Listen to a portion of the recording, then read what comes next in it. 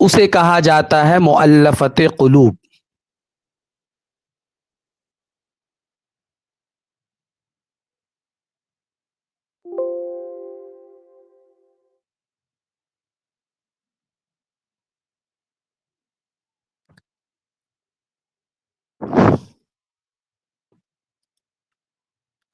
اسے کہا جاتا ہے مؤلفت قلوب.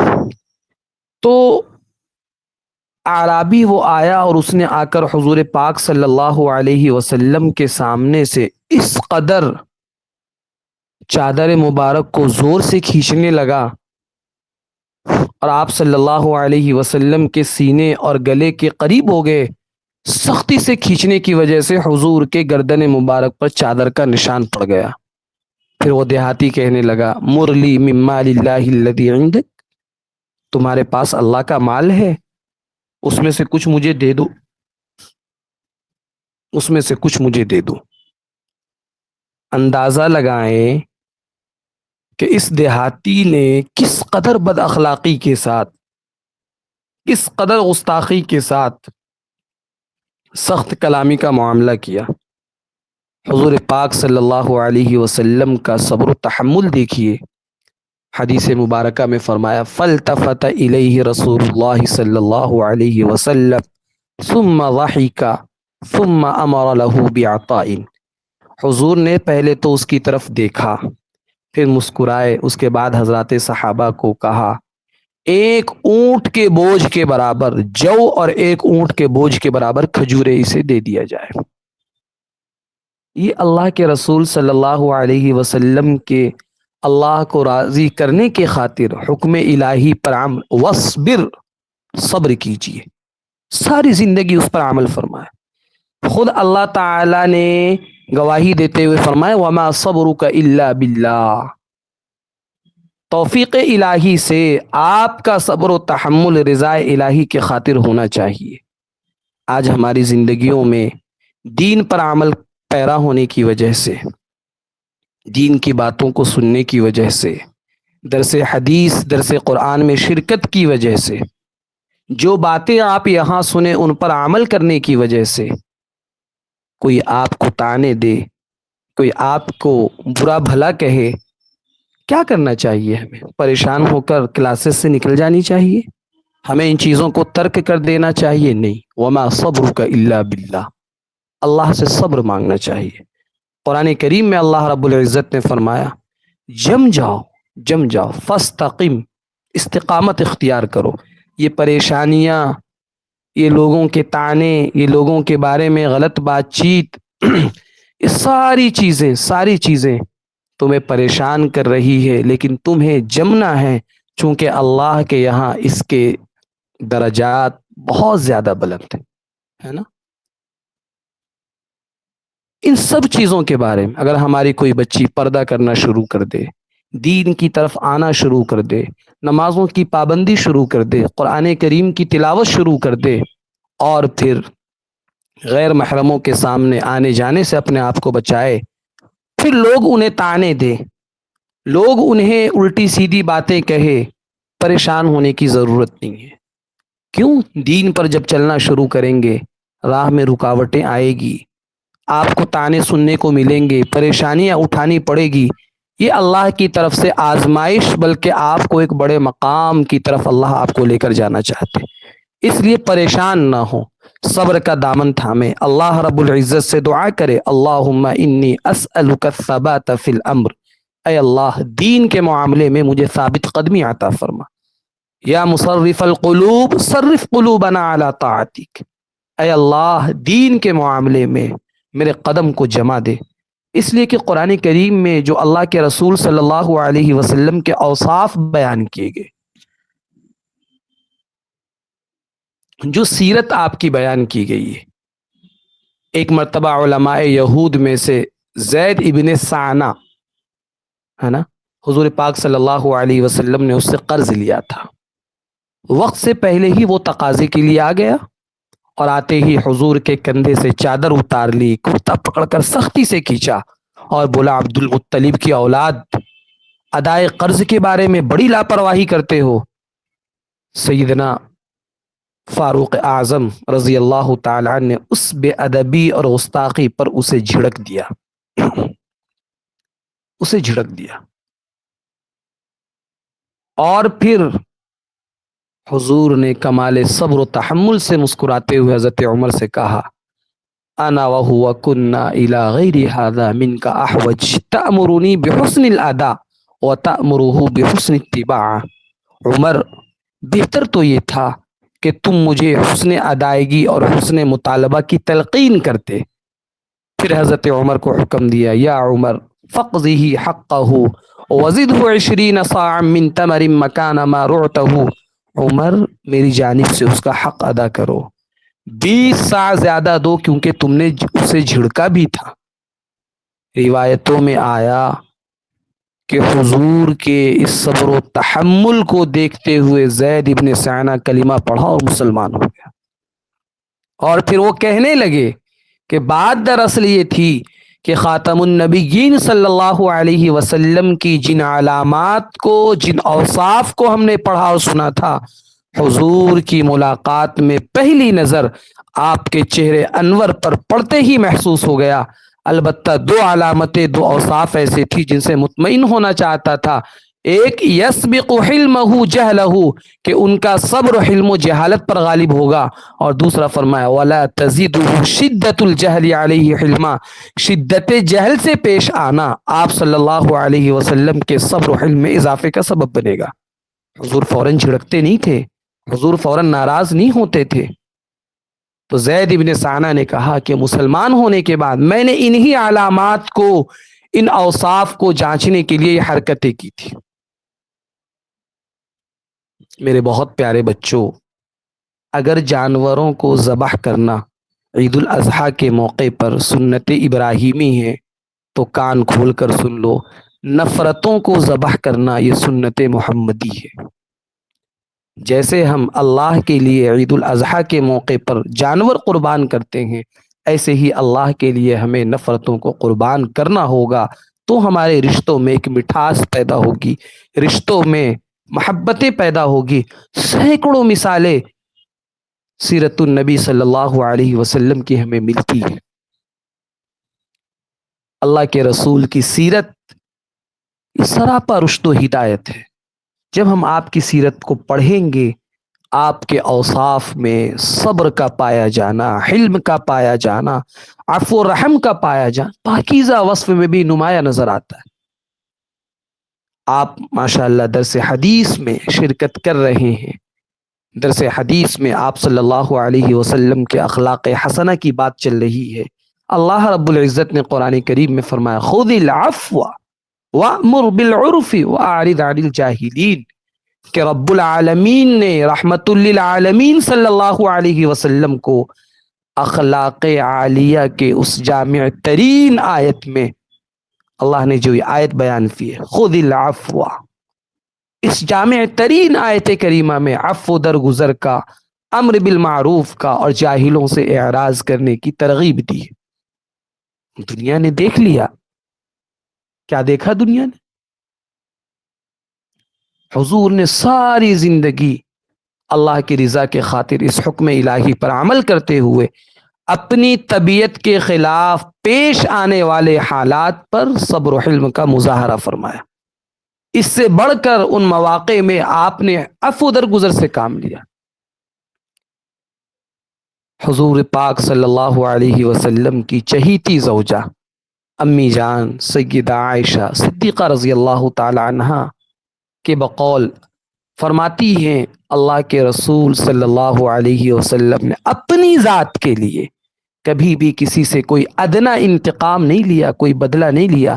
ہمیں کوئی زبان چڑھا دے ہم فوراً مارنے پر اتر آتے ہیں، کسی نے ہمارا تھوڑا سا مذاق بنایا ہم جنگ و جدال پر اتر آتے ہیں۔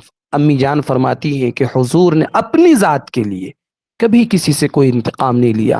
اور میں یہ نہیں، بخاری مسلم کی روایت میں لکھا من تقم رسول اللہ صلی اللہ علیہ وسلم لنفسہ فی شیء قط، کہ اپنے ذاتی امور میں، اپنے ذاتی معاملات میں آپ صلی اللہ علیہ وسلم نے ہمیشہ عفو سے، درگزر سے کام لیا۔ سیرت طیبہ میں اس کی کئی مثالیں موجود ہیں۔ آپ اپنے مجرم کو سزا دینے پر قادر تھے، اس کے باوجود معاف فرمایا، معاف فرمایا۔ یہی سیرت ہمیں بھی اپنانی ہے، یہی طریقہ ہمیں بھی اپنانا ہے۔ حضرت مفتی رشید احمد لدھیانوی رحمہ اللہ فرمایا کرتے تھے، نام ہے ان کا قریہ قریہ، ذکر ہے ان کا عالم عالم، یاد میں ان کی چشم ہے پرنم صلی اللہ علیہ وسلم، دکھے دلوں کا درما وہ ہے، ہم جیسوں کا شافع وہ ہے، بعد خدا کے وہ ہے ارحم صلی اللہ علیہ وسلم۔ کیسے آپ صلی اللہ علیہ وسلم کے صبر و تحمل کی مثال بیان کروں؟ خیبر کا وہ واقعہ آپ کے ذہنوں میں ہوگا کہ خیبر کی ایک یہودی عورت زینب بنت حارث نے حضور سے دشمنی میں اتنی زیادہ آگے بڑھ گئی کہ بکری کے بھنے ہوئے گوشت میں زہر ملا کر حضور کی خدمت میں بطور ہدیہ پیش کیا۔ آپ صلی اللہ علیہ وسلم حضرات صحابہ کے ساتھ اس گوشت کو تناول فرما رہے تھے۔ بطور معجزہ آپ صلی اللہ علیہ وسلم کو یہ بات بتلائی گئی کہ وہ گوشت زہر آلود ہے۔ اسی وقت آپ صلی اللہ علیہ وسلم نے اپنا ہاتھ روک لیا، حضرات صحابہ کو بھی کھانے سے منع فرمایا، اس یہودی عورت کو بلایا، اس کی تحقیق فرمائی تو اس نے اپنے جرم کا اقرار کیا اور اس نے کہا کہ میں نے یہ حرکت، میں نے یہ جرأت اس لیے کی، ان کان نبیا فلن تضرہ وان لم یکن نبیا استرحنا منہ۔ اس یہودی عورت نے کہا اگر آپ نبی برحق ہیں تو زہر کا گوشت آپ کو نقصان نہیں دے گا، اگر آپ نبی برحق نہیں ہیں تو اس طرح ہمیں آپ سے نجات مل جائے گی۔ چونکہ اس وقت یہ معاملہ آپ کی ذات سے متعلق تھا، اس لیے جب اس نے اقرار جرم کر لیا، آپ نے اس یہودیہ کو معاف فرما دیا۔ فعفى عنها رسول اللہ صلی اللہ علیہ وسلم ولم يعاقبها، اس سے کوئی انتقام نہیں لیا۔ سوچیں آپ، کیا آج کسی کو زہر کھلا کر مارنے کی سازش کی جائے، کیا وہ معاف کر دے گا؟ بعد میں حضور صلی اللہ علیہ وسلم نے زہر کا اثر ختم کرنے کے لیے اپنے مونڈھے کے درمیان پچنا لگوایا۔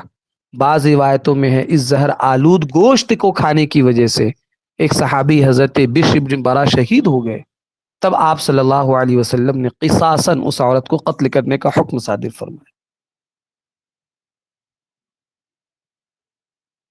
یہ جو چیزیں آپ کے سامنے بیان کی جا رہی ہے، حضور صلی اللہ علیہ وسلم کے اوصاف کو بیان کیا جا رہا ہے۔ صلح حدیبیہ کے موقع پر کیسے کیسے حضور کے اوصاف سامنے آتے ہیں۔ صلح حدیبیہ کا موقع ہے، حضور ہیں، حضرات صحابہ ہیں، ان پر حملہ کرنے کی غرض سے بالکل صبح کے وقت اہل مکہ کے 80 افراد مسلح پورے ساز و سامان کے ساتھ، جنگی ہتھیاروں کے ساتھ، ایک پہاڑ ہے اس کا نام ہے جبل تنعیم، تنعیم نامی پہاڑ، اس کے دامن میں اترے اور انتظار کرنے لگے کہ حضور اور حضرات صحابہ نماز فجر میں مشغول ہو جائیں تو ہم ان پر حملہ کر دیں گے، مگر ان کی تدبیر پر اللہ کی تقدیر غالب آ گئی، سب کے سب پکڑے گئے۔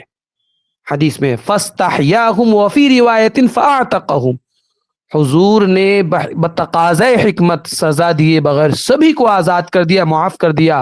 اس موقع پر آیت کریمہ نازل ہوئی، وَهُوَ الَّذِي كَفَّ أَيْدِيَهُمْ عَنْكُمْ وَأَيْدِيَكُمْ عَنْهُمْ بِبَطْنِ مَكَّةَ مِنْ بَعْدِ أَنْ أَغْفَرَكُمْ عَلَيْهِمْ۔ اس آیت کریمہ میں اللہ نے احسان جتلاتے ہوئے فرمایا کہ اللہ نے تمہیں مشرکین کے ہاتھوں سے محفوظ رکھا، ان کی طرف سے تمہیں تکلیف پہنچنے نہیں دی، اور خود مومنین کے ہاتھوں کو بھی مشرکین تک پہنچنے نہیں دیا، حالانکہ اللہ نے مومنوں کو ان پر غلبہ عطا کی۔ حضرات مفسرین نے لکھا کہ اللہ کے رسول صلی اللہ علیہ وسلم نے جن لوگوں کے ساتھ نرمی برتی تھی، جن لوگوں کے ساتھ نرمی کا معاملہ فرمایا تھا، وہ سب کے سب بعد میں مسلمان ہو گئے، بعد میں مسلمان ہو گئے۔ اللہ کے رسول صلی اللہ علیہ وسلم کے اوصاف کے سلسلے میں بے شمار واقعات۔ شہ سوار صحابہ کا ایک دستہ، ایک فوج، ایک جماعت نجد کی طرف روانہ ہوا۔ جب نجد کی طرف یہ صحابہ کا فوج پہنچا، انہوں نے یمامہ کے سردار ثمامہ بن اسال کو گرفتار کر لیا۔ اب یہ جو ثمامہ ابن اسال تھا اس کا تعلق قبیلے بنو حنیفہ سے تھا۔ گرفتاری کے بعد مدینہ منورہ لا کر مسجد نبوی کے ایک ستون سے ادھے باندھ دیا گیا۔ اس زمانے میں قیدیوں کے جیل کے لیے کوئی نظم نہیں ہوتا تھا۔ حضور کو پتہ چلا، اس کے پاس آئے اور کہا ماذا عندک یا ثمامہ، کہو ثمامہ کیا تمہارا کوئی عذر ہے، میرے متعلق تمہارا کیا خیال ہے؟ تو حضور کے اخلاق کو، حضور کے اوصاف کا مشاہدہ کرنے کے بعد غیروں کو بھی یقین ہو جاتا تھا کہ آپ یا تو فضل و عفو سے کام لیتے یا پھر عدل و انصاف سے، آپ قطعاً ظلم نہیں کرتے۔ ثمامہ نے کہا عندی یا محمد خیر، میرے پاس خیر و بھلائی کے سوا کچھ نہیں ہے۔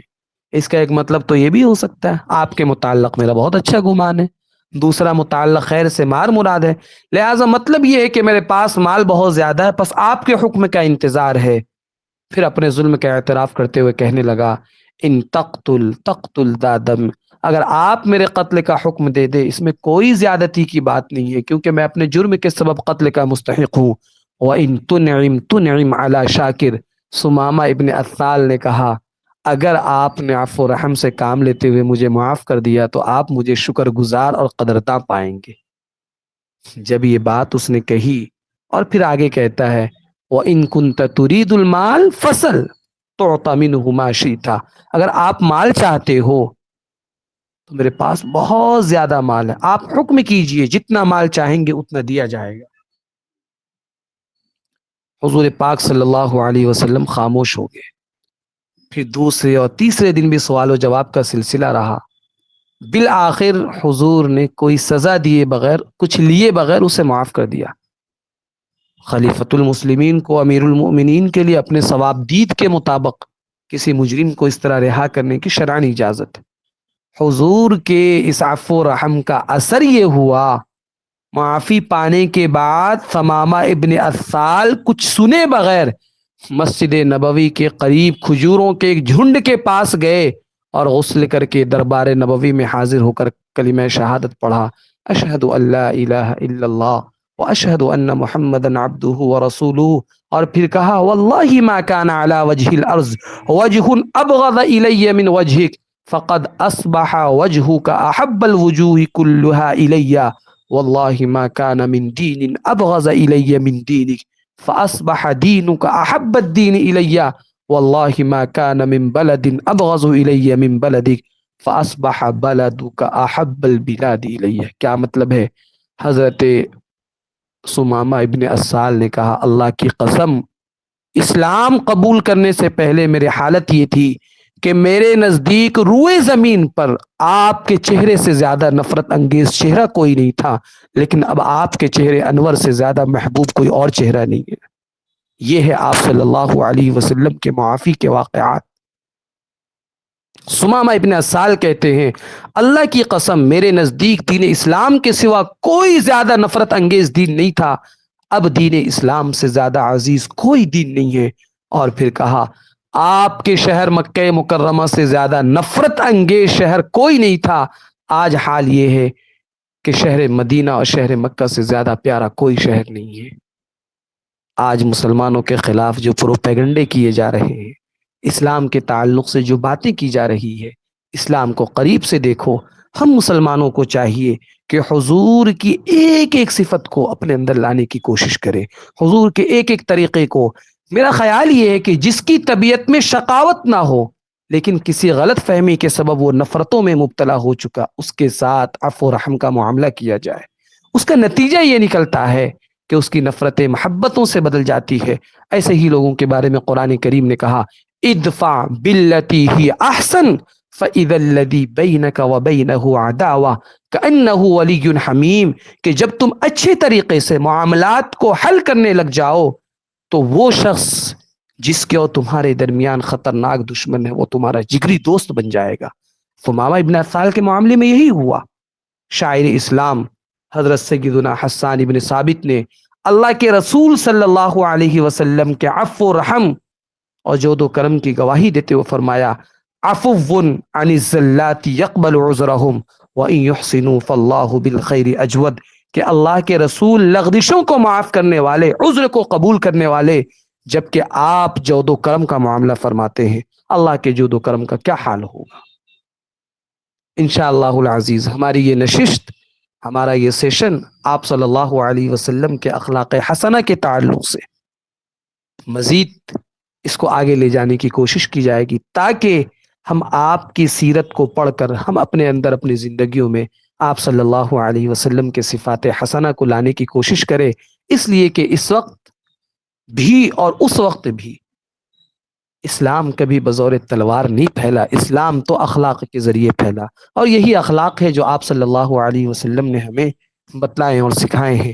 تو انشاءاللہ العزیز آئندہ کی نشستوں میں بھی حضور صلی اللہ علیہ وسلم کی اخلاق حسنہ پر بات کی جائے گی۔ اللہ رب العزت ہم سب کو حضور کے اخلاق حسنہ سے متصف ہونے کی توفیق مرحمت فرمائے۔ یا رب صلی وسلم دائما ابدا علی حبیبک خیر الخلق کلہم۔